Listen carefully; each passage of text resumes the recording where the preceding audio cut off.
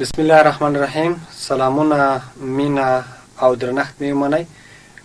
هیله ده چې تاسو به تیر درس تعقیب کړی وي درنو زده کوونکو. نن بیا هم د اووم ټولګي د یوې نوې موضوع سره راغلی یم. زاهدالله زهين یم. د نن ورځې په درس باندې درته پیل کوم. نن ورځ موضوع مو ده د حجراتو جوړښت. په تیر درس کې موږ د حجراتو په تاریخچه باندې خبرې وکړې. د حجراتو په کشف باندې مو خبرې وکړې چې حجرات څه ډول کشف شوي او تر څنګ موږ د حجرې د کشف په وسیله باندې چې مایکروسکوپ ده په هغې باندې مو خبرې وکړې او د مایکروسکوپ ډولونه د مایکروسکوپ اجزاوې هم موږ تاسو ته بیان کړې. درنو زده کوونکو نن ورځ د حجرې په جوړښت او سټرکچر باندې درته بحث کوم چې حجره څه ډول جوړښت لري او له کومو برخو څخه جوړه شوې ده. مخکې له دې چې د حجراتو په جوړښت باندې بحث درته وکړم، لومړی غواړم چې دا ووایم چې په نړیواله سطحه باندې چې د نړۍ په هر ګوټ کې څومره ژوندي موجودات دي د دې جوړښت له حجراتو نه شوی دی. خو ځینې ژوندي موجودات د یوې حجرې څخه جوړ شوي دي، ولې ځینې ژوندي موجودات جوړښت له څو حجراتو نه شوی دی. یعنې دا معنی چې ژوندي موجودات د حجراتو د شمیر په لحاظ باندې په دوو لویو ډلو باندې ویشل شوي دي. یو ډول ژوندي موجودات ته یوني سیلولر ارګانیزمز ویل کېږي. یوني سیلولر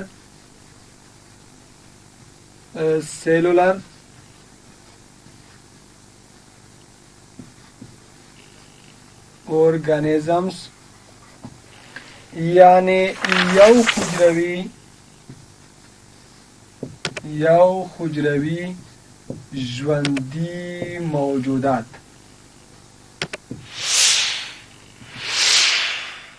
یو حجروي ژوندي موجودات کوم موجودات دي؟ ټول هر هغه ژوندي موجودات چې جوړښت یې له یوې حجرې څخه شوی وي.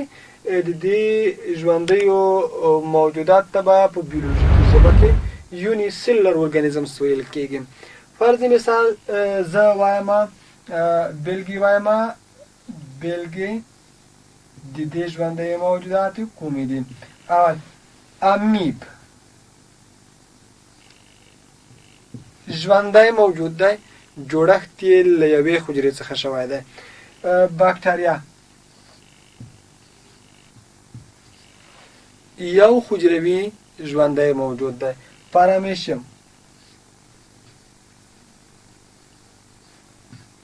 یو حجروي ژوندی موجود دی. یوګلینا، پوډوپیرا، جرادیا، پلازمودیم او داسې ګڼ شمېر نور مایکرو ارګانیزمونه دي یا کوچني ژوندي موجودات دي چې جوړښت یې له یوې حجرې څخه شوی دی. دا ډول ژوندي موجودات ته په بیولوژیکي ژبه کې یوني سیلولر ارګانیزمز ویل کېږي. دویمه ډله ژوندي موجودات هغه موجودات دي چې جوړښت یې له څو حجراتو څخه شوی دی. فرض مثال دې ژوندیو موجوداتو ته مولټي سیلولر ارګانیزمز ویل کېږي. مولټي سیلولر ارګانیزمز دا کوم ژوندي موجودات دي؟ دا هغه ژوندي موجودات دي چې جوړښت یې له څو حجراتو څخه شوی وي. ښه، په دې ډله کې په خپله هیومن یا انسان ما او ته درنو زده کوونکو زموږ او ستاسو وجودونه هغه هم د څو حجروي ژوندیو موجوداتو له ډلې څخه دي، ځکه چې زموږ او ستاسو بدن په بلیونونه حجراتو څخه جوړ شوی دی. نو بالاخره انسان یا هیومن د دې مثال دی. او داسې ګڼ شمېر غوا، میږه، پسه او داسې نور ژوندي نباتات چې د څو حجروي ژوندي موجوداتو له ډلې څخه دي. اوس راځو دې ته چې حجرات جوړښت باندې خبرې کوو. درنو زده کوونکو د حجرات یو له بله سره توپیر لري. د څه شي په لحاظونو باندې توپیر لري؟ حجرات د شکل، د اندازې، د جوړښت او دندو په لحاظ یو له بله سره توپیر لري. داسې مې ویلې چې حجرات د شکل له مخې یو له بله سره توپیر لري. ځینې حجرات ګرد شکل لري لکه د وینې سره کرویات یا د وینې سرې حجرې. ځینې حجرات هغه بیضوي شکل دي لکه هګۍ. ځینې حجرات هغه تار ډوله دي لکه عصبي حجرات. ځینې حجرات هغه ستورو ته ورته شکل لري. د دې هډوکو حجرات لکه ستوری داسې شکل لري. خو ځینې بیا نور ډولونه هم لري، یعنی دا معنی چې حجرات د شکل په لحاظ باندې یو له بله سره توپیر یا فرق لري. همدا قسم سره حجرات د اندازې له مخې هم یو له بله سره فرق لري. ځینې حجرات دي د جسامت په لحاظ باندې ډېر غټ حجرات دي، پرته له دې چې مونږ د مایکروسکوپ په واسطه باندې وینو، په عادي سترګو باندې هم لیدلی شو. مثلا د عصبي حجرات تقریبا تر 1 متر پورې اوږدوالی لري، یعنی دا ډېر غټ حجرات دي. همدا قسم سره هګۍ دا هم د حجراتو له ډلې څخه ده او دا جوړښت او جسامت چې دی هغه ډېر غټ دی. نو پرته له دې څخه چې د مایکروسکوپ په واسطه باندې وینو، مونږ کولی شو چې په عادي سترګو باندې هم ووینو. خو ځینې داسې ژوندي موجودات وجود لري چې په عادي سترګو باندې د تشخیص وړ نه دي، نشو کولی چې په عادي سترګو باندې ووینو. مثلا امیب د مایکروسکوپ په واسطه باندې نه لیدل کېږي. مثلا بکتریا د مایکروسکوپ د په عادي سترګو باندې نه لیدل کېږي. همدا قسم سره پرامیشیم، یوګلینا، جرادیا، پلازمودیم او بالاخره پوډوپیرا او داسې نور کوچني مایکرو ارګانیزمونه دي، کوچني ژوندي موجودات دي. مونږ او تاسو یې په عادي سترګو باندې نشو لیدلی. دا توان، دا ظرفیت زمونږ او ستاسو سترګې نه لري، بلکې دا به د څه شي په وسیله باندې وینو؟ دا به د مایکروسکوپ په وسیله باندې وینو. ځکه مایکروسکوپ دی چې مونږ ته یو جسم له خپل عادي حالت نه غټ ښایي، څو ځله غټ ښایي. لکه څه ډول مو چې په تیر درس کې تاسو ته ویلې چې مایکروسکوپ قواوې لري. د هغو قواو جسم ته په مخامخ کولو سره چې په څومره اندازه سره غواړي چې هغه جسم غټ وویني، په همغه اندازه سره کولی شي چې جسم غټ وویني یا د مایکروسکوپ په واسطه باندې مشاهده کړي. حجرات د دندو په لحاظ باندې یو له بله سره توپیر لري. مثلا زه د دندو په برخه کې یو څو مثالونه لیکم. د دندو په لحاظ باندې یو ده، ځینې حجرات دي عصبي پیغامونه انتقالوي. عصبي پیغامونه انتقالوي. د دې مثال به څه شی درنو زده کوونکو؟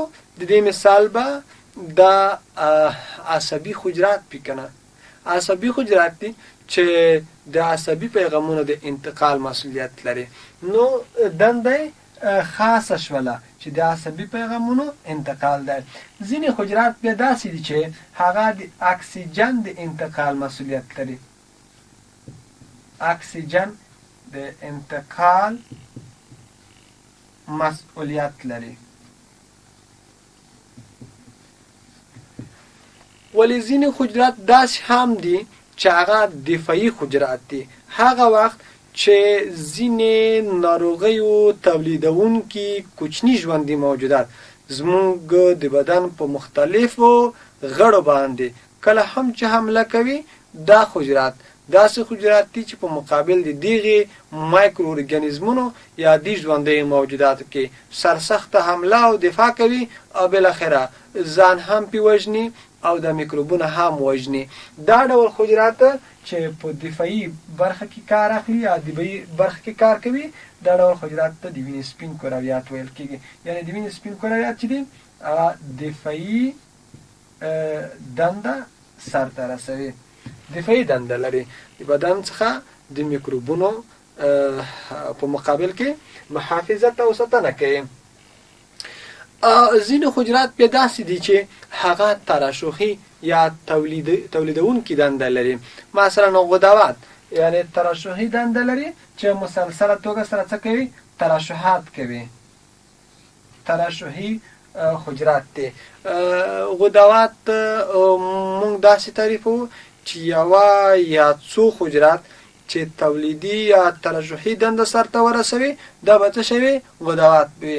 غدوات یا تیزاب تولیدوي، یا ماکوس یا مخاط تولیدوي، یا انزیمونه تولیدوي، یا هورمونونه تولیدوي، چې په راتلونکو درسونو کې به تاسو په د لوړو ټولګیو په بیولوژي کې وایي چې غدوات څه ډول دي. خو اوس دومره زده کړئ چې ځینې حجرات داسې حجرات شته چې هغه د تولید او ترشح دنده سرته رسوي. نو موږ معلومه کړه چې غدوات چې دي هغه د دندو په لحاظ باندې هم یو له بله سره توفیر یا فرق لري. بل څه پاتې شول جوړښت په لحاظ باندې هم حجرات یو له بله سره توفیر لري.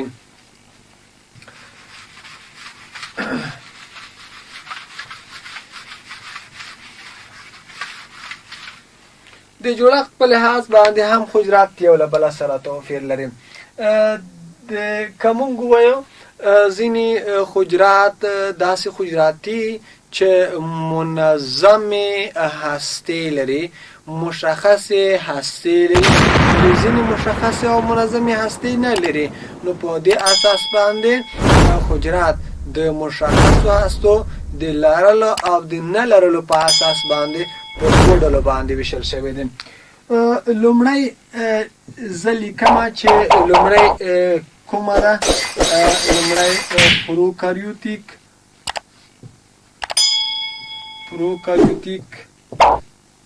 سیل. پروکاریوتیک سیل دا معنی چې پروکاریوت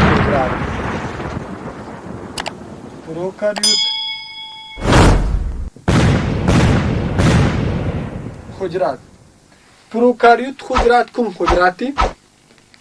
پروکاریوت حجرات عبارت له هغه حجرات څخه دي کوم چې منظمه او مشخصه هسته ونه لري. دې ته ویل کېږي پروکاریوت حجرات.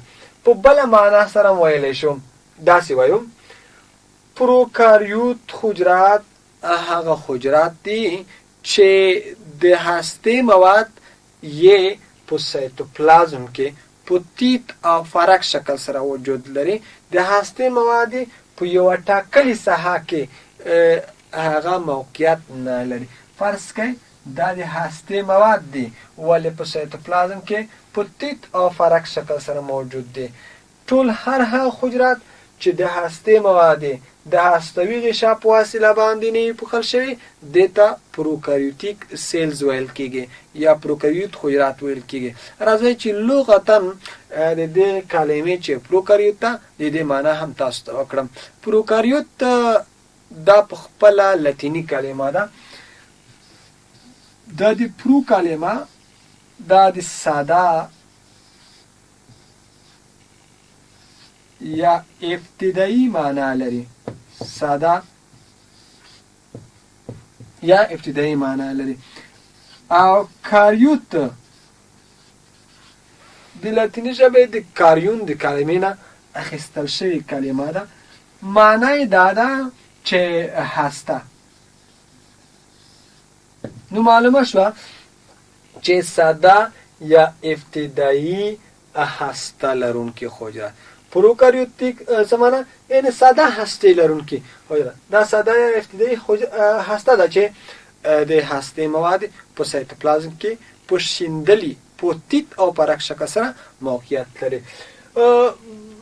دویمه برخه چې موږ ویلې چې حجرات د منظمه هستو د لرلو او د نه لرلو په اساس باندې په دوه برخو باندې ویشل شوي دي. یوه برخه یې کومه شوله؟ پروکاریوت. دوهمه برخه د حجراتو هغه یوکاریوتیک سیل ده. یوکاریوتیک سیل. یوکاریوت حجرات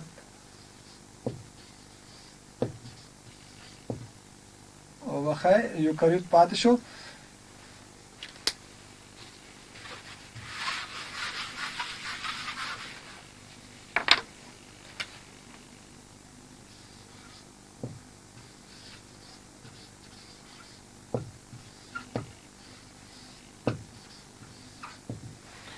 یوکاریوت سیلز یا یوکاریوتیک سیلز دا حجرات عبارت له هغو حجرات څخه دي چې د هستې مواد یې د یوې هستوي غشا په وسیله باندې پوښل شوي وي، یا دا چې هستې مواد په یوه ټاکلې ساحه کې وجود لري. ګورئ دلته زه رسمومه یوه حجره. فرض کړئ دا حجره ده. د دې حجرې مرکزي برخه چې هسته ده، د دې هستوي مواد په یوه ټاکلې محدوده ساحه کې د یوې هستوي غشا یا نیکلیر ممبران په وسیله باندې پوښل شوې ده. هستوي مواد په سایتوپلازم کې په تیت او پرک شکل سره وجود نه لري. دا ډول حجرات چې حقیقي مشخصه منظمه هسته ولري دې ته به ویل کېږي یوکاریوتیک سیلز. په همدې اساس باندې غواړم چې د دې کلمې معنا هم درته وکړم چې لا هم ښه واضح شي چې یوکاریوت حجرات کوم حجرات دي. دا د یو کلمه په لاتیني ژبه کې دا د حقیقي معنا لري. حقیقي بیا هم د کاریون معنا چې دغه هسته ده. نو بشپړه یا خلصه معنا مفهوم د دغې کلمې دا شو چې حقیقي هسته، مشخصه ټاکلې هسته لرونکي حجرات.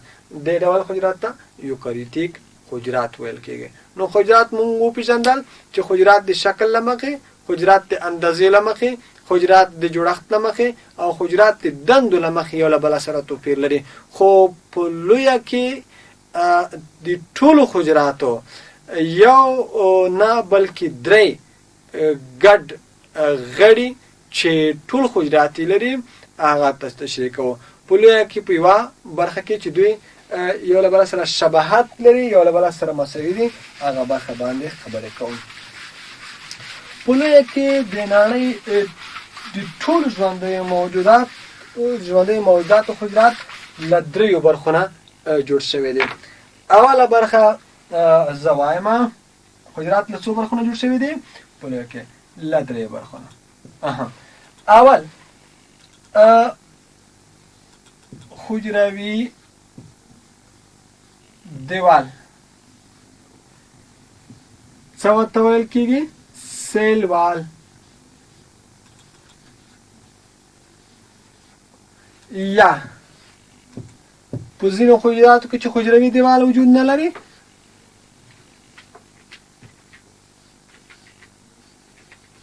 نو پر ځای باندې څه لري؟ سیل ممبران لري. سیل ممبران یا حجروي غشا لري. ښه، اوس دویمه برخه چې د ټولو حجراتو سره مساوي ده هغه سایتوپلازم دی. سایتوپلازم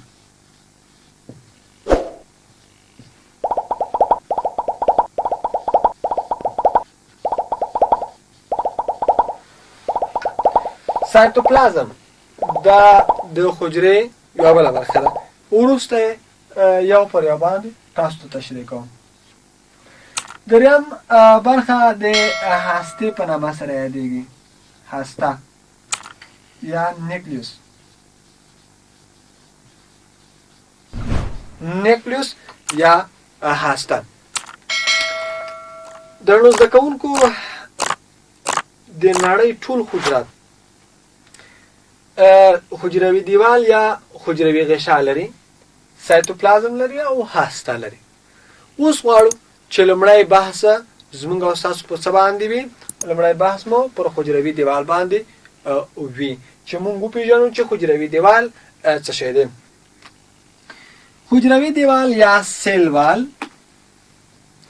یو کلک، یو ډبل او له سلولوزو څخه جوړ شوی هغه جوړښت دی چې نباتي حجرات د بهر له طرفه پوښلي دي. نباتي حجرات له کومه طرف پوښلي دي؟ بهر له طرفه یې پوښلي. موږ فرض کوو چې دا یوه حجره ده. دا حجره د بهر له طرفه چې پوښل شوې ده دا د حجروي دیوال په وسیله باندې پوښل شوې ده. دا دیوال د دریو برخو نه جوړ شوی دی یا درې طبقې لري. یوه طبقه د دې دیوال هغه بهرنۍ طبقه ده. که دلته یې موږ داسې رسم کړو، داسې درې طبقې لري. اوله طبقه، دویمه او دریمه. دې طبقې ته یې په بیولوژیکي ژبه کې پریماري وال یا ابتدایي دیوال ویل کېږي. دې طبقې ته چې د داخل طرف ته موقعیت لري دې ته د سیکنډري وال کلمه استعمالیږي. او دا طبقه چې منځنۍ طبقه ده د پریمري او د سیکنډري په منځ کې موقعیت لري دې طبقې ته څه ویل کېږي؟ دې ته ویل کېږي چې میډل لیمیلا. میډل لیمیلا. میډل لیمیلا. ګوره، ابتدایي دیوال، دویمي دیوال او منځنۍ لیمیلا برخه. د منځنۍ لیمیلا ته دې ته میډل وال نه ویل کېږي. په دې کې حکمت موجود ده چې کله چې د بهرنۍ دیوال ته او نننۍ دیوال ته د دیوال کلمه استعمالیږي او منځنۍ ته د لیمیلا کلمه استعمالیږي. د دې حکمت دا دی یا د دلیل دا دی چې د لیمیلا کلمه یې ځکه استعمال کړې ده چې دا د منځنۍ برخه د دیوال حیثیت نه لري. معمولا دیوال څه ډول حیثیت لري؟ کلک جوړښت لري یا د کلکوالي حیثیت لري، خو د منځنۍ برخه نرموالی لري. په خپل ترکیب، په خپل جوړښت کې په زیاته پیمانه سره نسبت پریمري نسبت سیکنډري ته په زیاته اندازه باندې اوبه لري. نو نرموالی دی، نو په دې اساس ورته د میډل لیمیلا کلمه استعمالیږي. دا پریمري وال، دا ابتدایي دیوال له څه څخه جوړ شوی ده؟ سلولوز څخه جوړ شوی دی. جوړښت یې له سلولوز. اوس سلولوز موږ په راتلونکو درسونو کې که ژوند باقي و نو په لسم ټولګي کې به یې وایه چې سلولوز څه شی دی. خو دومره وایو سلولوز څو قیمته قند دی.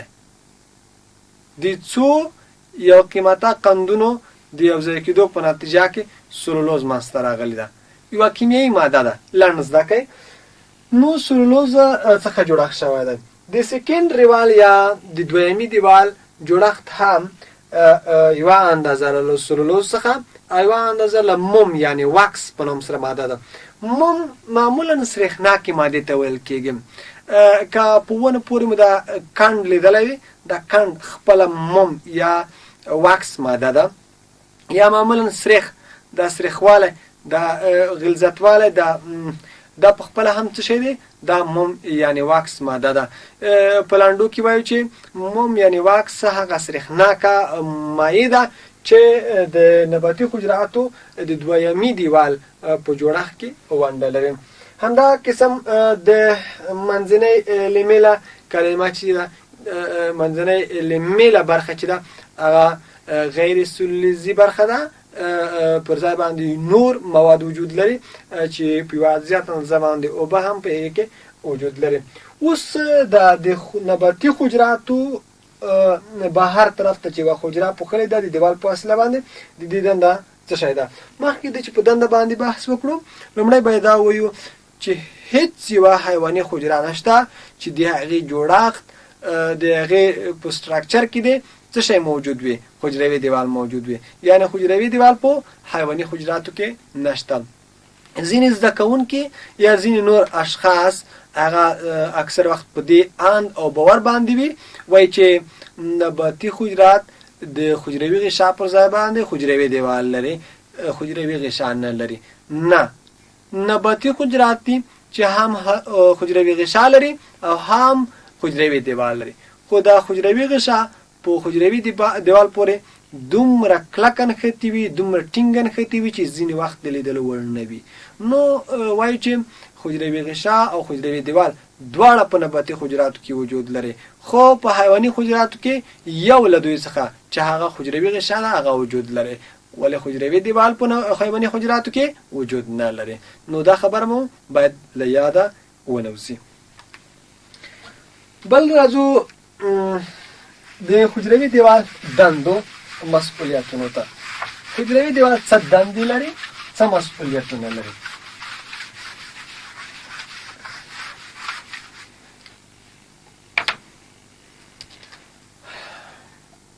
فانکشن آف سیل وال یا د حجروي دیوال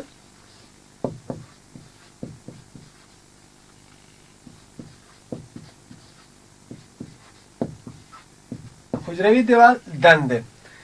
حجروي دیوال څه دندې لري؟ معززو زده کوونکو، حجروي دیوال لومړنۍ دنده دا ده چې حجرې ته معین شکل ورکړی. حجرې ته یې څه ډول شکل ورکړی؟ معین یا ټاکلی شکل ورکړی.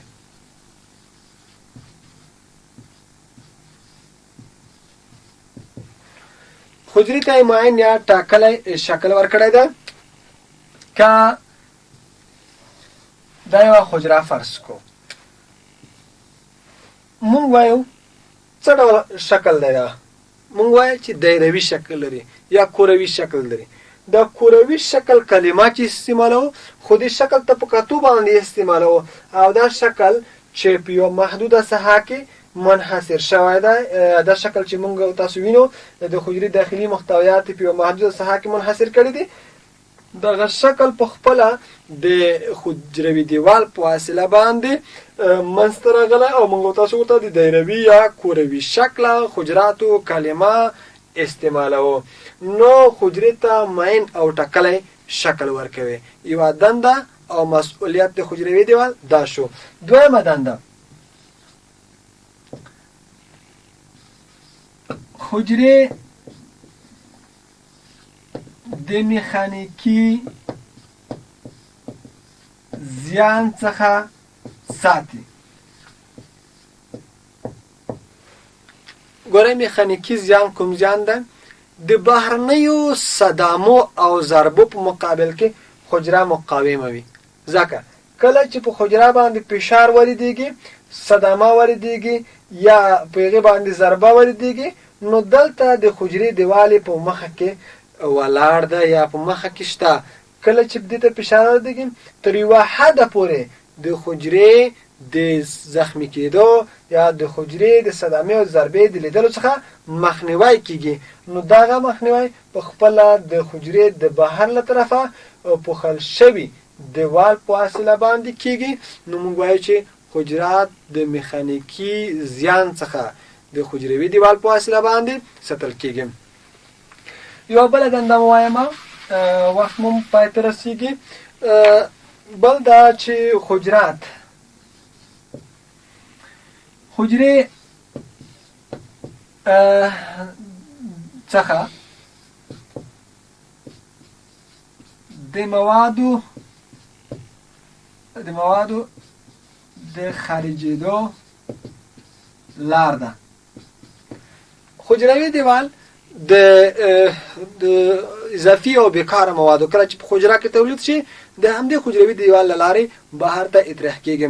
یو بله مهمه دنده لیکل نه تېرېږو هغه دا ده چې حجرات له وچېدو یا حجرات له چاودېدو څخه ژغورل کېږي. کله چې د یوې حجرې په